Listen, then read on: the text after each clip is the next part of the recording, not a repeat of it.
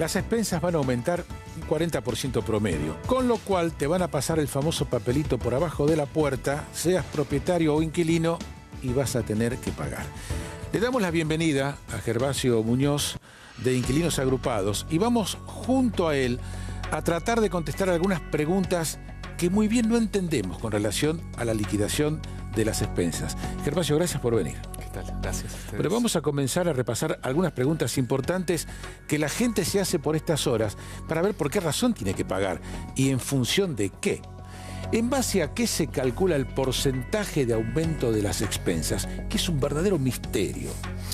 En realidad, lo que se paga de expensas está relacionado con el metro cuadrado, ¿sí? Con la superficie. Y en lo que tiene que ver específicamente con las noticias de hoy, hay tres componentes. En principio, como se ha dicho, hay un aumento en los salarios de los trabajadores de la portería. Impacta en los edificios más chicos de una forma y en los edificios más grandes de otra forma, menor.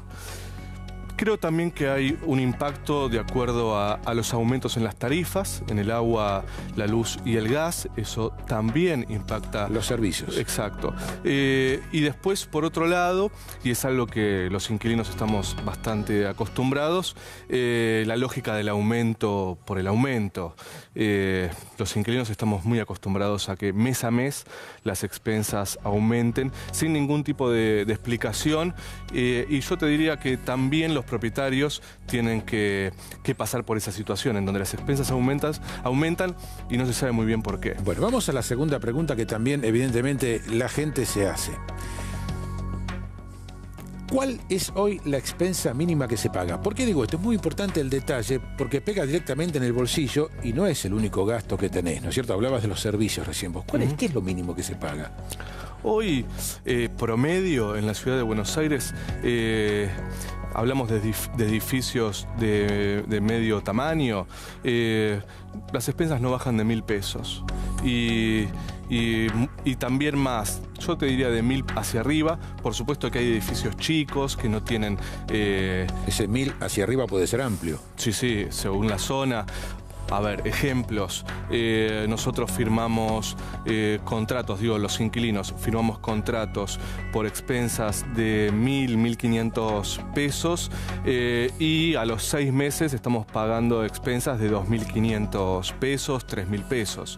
Entonces, el nivel de aumento es muy rápido y por lo tanto hacer una evaluación general de la ciudad de Buenos Aires tiene que ser mes a mes porque varía rápidamente, ¿no? Bueno, vamos a otra pregunta también que tiene que ver con la participación de las personas. ¿Por qué el propietario o el inquilino no están incluidos en la negociación salarial? Digo esto que es muy importante porque en definitiva terminan arreglando los administradores con el gremio, el propietario no está, el inquilino no está y según el caso, por decirlo así, rápidamente, no está el que tiene que pagar. Sí, nosotros ahí siempre decimos lo mismo, el propietario y el inquilino son tan rehenes de las administraciones en las prácticas que tienen. A ver, hay una diferencia, el propietario tiene voz y voto, ¿sí? En las reuniones de consorcio. Es más, todo aumento en las expensas lo tiene que votar el propietario, si no, la administración no puede aumentar las expensas. El inquilino... en realidad no tiene ni voz ni voto, no puede decidir sobre la vida del edificio a pesar de que vive ahí. A pesar de que vive ahí y quizás a veces sabe mucho mejor lo que pasa y las necesidades que el propietario. La realidad es que estamos en una situación los inquilinos siempre somos rehenes de dos partes que nosotros siempre comparamos, que son las inmobiliarias y las administraciones. Bueno, yo ahora voy a tomar parte de tu definición, que el inquilino no tiene voz ni voto, para ir a esta siguiente placa, ¿no? Que está muy directamente relacionada con lo que vos decís. ¿El inquilino es escuchado si se queja por los gastos de expensa? Por ejemplo, tomás el papel y decís, uy, pero esto es una barbaridad lo que vino, no sé, el mantenimiento de ascensores, el agua de la cochera, se pintó el edificio. Te escuchan y si detectás algo sobre lo cual puede ser sospechoso, vos no estás de acuerdo, ¿hacen lugar a lo que decís? Bajo ningún punto de vista, no. La realidad es que nosotros venimos viendo en estos últimos meses que se está dejando de discriminar, ¿sí? Lo ordinario de lo extraordinario. Tengamos en cuenta que el inquilino, cuando busca una vivienda y firma un contrato, firma que se hace cargo de las expensas ordinarias y el propietario de las extraordinarias. Pero cuando entra a la vivienda y se encuentra con las expensas, se da cuenta que en extraordinarias no hay nada y que todo es ordinario. Cuando uno hace la queja, por supuesto que no es escuchado por la administración. No te escuchan, pero la plata sale de tu bolsillo. Por supuesto. Y estás preguntando por qué tengo que pagar esto. Así es. Lo más grave quizás de esto es que de 5.000 denuncias que recibieron las administraciones de consorcios en la ciudad de Buenos Aires, no ha prosperado una sola. Sobre 5.000. Sobre 5.000. Y no es que prosperó una o dos, ninguna. Digo, no hay control sobre la actividad de las administraciones de consorcio y quizás ahí es donde el inquilino ¿El se consejo siente... para qué está? Perdón. El registro. Consejo de administración, digo. El edificio Bueno, lo tiene. es que yo creo que el consejo también es rehén de las administraciones. Digo, algunos ejemplos. Administraciones que dejan juicios porque no hicieron los aportes cuando los propietarios pagaban los aportes de los trabajadores del edificio. Administraciones que, cobrando el seguro contra incendio, no lo pagaban y después edificios como ha sucedido en Rosario, que se incendiaron y no había pagado la administración nunca el seguro. ¿Por qué no se reúnen los del consejo con el administrador y lo controlan? Lo citan, señora, a ver, traiga los papeles. ¿Por qué se gastó esto? Tráigame la boleta de lo que se gastó. Hay que hacer algo, quiero 3 presupuestos. El consejo va a tratar de colaborar en la aprobación. Ahí están las artimañas legales, el desconocimiento también de los propietarios. Esto, que no hay donde denunciar. Me parece que hace falta, como nosotros hicimos con el tema de las inmobiliarias, de difusión de derechos, hace falta una difusión mucho más clara hacia los propietarios de cuáles son sus derechos frente a las administraciones. Yo creo que... Tienen que defender lo que es de ellos, ¿no es cierto? Porque están poniendo la plata, en definitiva. Por supuesto, sí. Sí, pero bueno, tiene que ver con esto, ¿no? Hay una falta de control muy grande en algo que es muy sensible, que tiene que ver con la vivienda y sobre todo con administraciones que, como dice su nombre, administran el dinero de otros. Entonces acá hay que ser muy estricto y no permitir las cosas que están sucediendo en la ciudad, bueno, ¿no? También hay mucha gente que en definitiva dice, bueno, yo no leo la expensa, lo pago y chau, ¿qué me voy a hacer problema? ¿Cómo voy a bajar a las reuniones? Y así se está cocinando el futuro del edificio. Vamos a la siguiente información que también es muy interesante para analizar por los trabajos que se hacen. Los inquilinos, con relación a la reforma del Código Civil, pasaron a pagar lo que era común como lo que es común como gastos extraordinarios y ahora como común, ¿cómo es la cuestión? Es decir, te pongo este ejemplo. Se pinta el edificio en su totalidad, se juntan todos para hacer la aprobación de algo extraordinario. ¿Eso ahora es común y tenés que pagarlo sí o sí?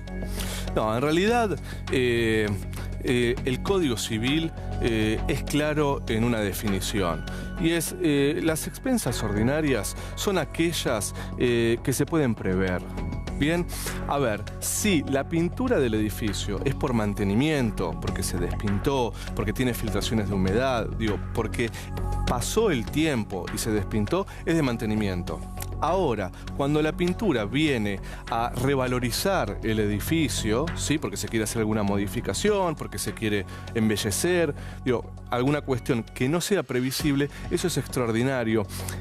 Por eso, volviendo un poco a lo anterior, me parece que la difusión de derechos es muy importante, porque en este juego de qué es ordinario y qué es extraordinario... Por eso la pregunta. Exactamente. Las administraciones no solo perjudican a los inquilinos, sino también a los propietarios, por supuesto. Entonces, para que quede claro, ordinarias es todo aquello que se puede prever.